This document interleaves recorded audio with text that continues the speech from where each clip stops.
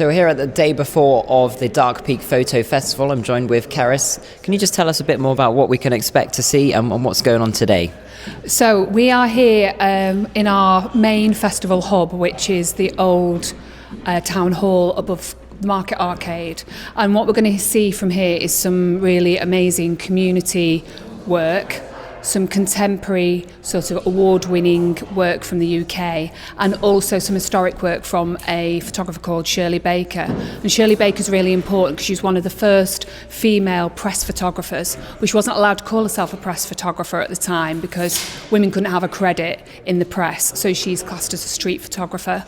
And what's really important about the work is that most of it is sort of behind the scenes of families together in an area of flux of time in Manchester when there was slum clearance, and a lot of those families then ended up in the Glossop and Tameside area, and so it celebrates what we'll see in photography terms of our grandparents and our parents, because people didn't have cameras in places like Gorton and Cheetham Hill.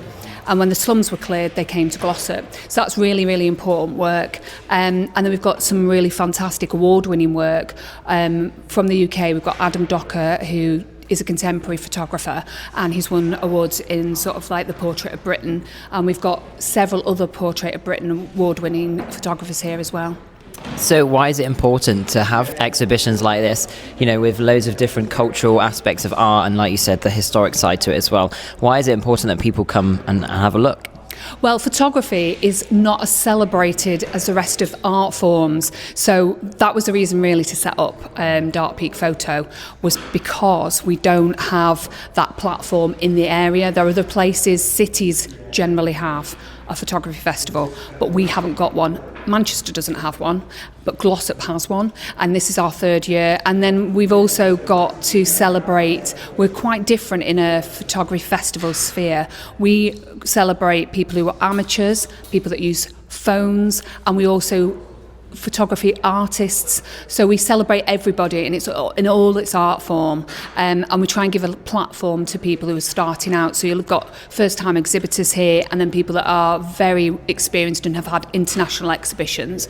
So that's what it's really important. And then culturally, if you're just looking for a bit of inspiration in your photography, and maybe you're not really classing yourself as a photographer, then if you come to something like this, it can inspire you about what you might do in a photography sense for taking pictures of your pets or your family. So it gives you kind of like a broad out sort of like reason for coming.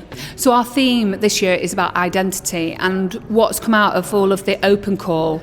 And the open call is where people submit, and it can be anybody. So it is that range from photographic artist down to amateur. Identity has brought up lots of different things for different people, where they come from, what religion, their sexual orientation, their gender, everything. And it makes you think that individually we have a lot that makes us different, but then also you can see collectively there's more is bringing us together than dividing us. So it feels like it's a celebration of culture in all aspects across the UK.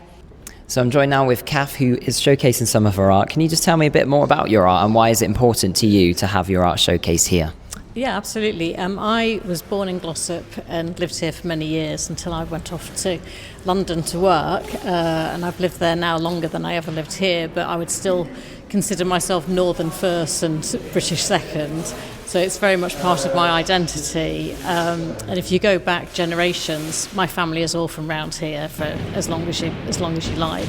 So what I'm showing this weekend is a project that I created, and the idea was connecting with with my ancestry through the landscape, because the people who've gone before me, who grew up round here, will have seen pretty much the same things as I did as well. So the idea was that we maybe we leave an echo of ourselves, and the landscape holds the memories of the people who've gone before us. And is there anything you'd like to gain out of having your art shown here? What is it that you want people to know or people to see? Well, I think for me it's more of a sense of a homecoming, and I wanted to It's more of it's like a homage, I suppose. It's a homage to my family, because my mum's still here, and my auntie's still here, a couple of cousins, but there's not as many as there were once upon a time. And your artwork here, can you just tell us a bit about the creation of it and what is it basically? Yeah, so I think if you cut me in half like a stick of rock, it just says Northern. So I think I have a dry stone wall is part of my DNA, and certainly when I'm driving up from London and you turn left after Sheffield, and when I first see my first dry stone wall when I'm driving back again, I do get a little frisson thinking these are my people. So this started out as a digital photograph of a dry stone wall, which I turned into a cyanotype. That's an old 19th century photographic technique, which involves coating paper with certain chemicals that makes it light sensitive. And when it comes out, it always starts blue. So what I've done here is I've actually toned it in my mum's tea bags and earth from locally from where my dad's ashes were scattered years ago. So what you've essentially got here is me with my mum and dad immortalised.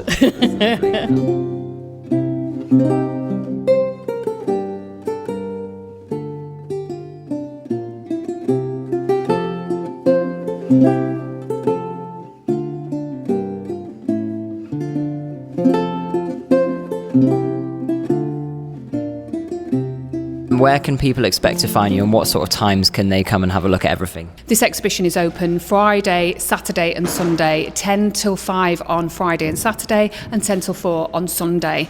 The open call is up and down the high street, and then there's little pockets around, and there's a map guide which people should pick up. There's workshops as well. There's still some availability on workshops, and you can get that on our website.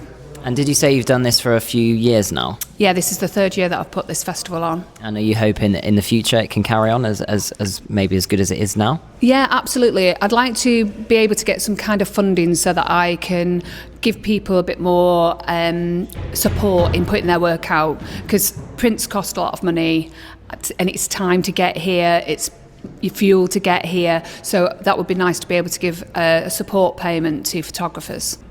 Thank you very much for joining us, and thanks for speaking with me. Thanks.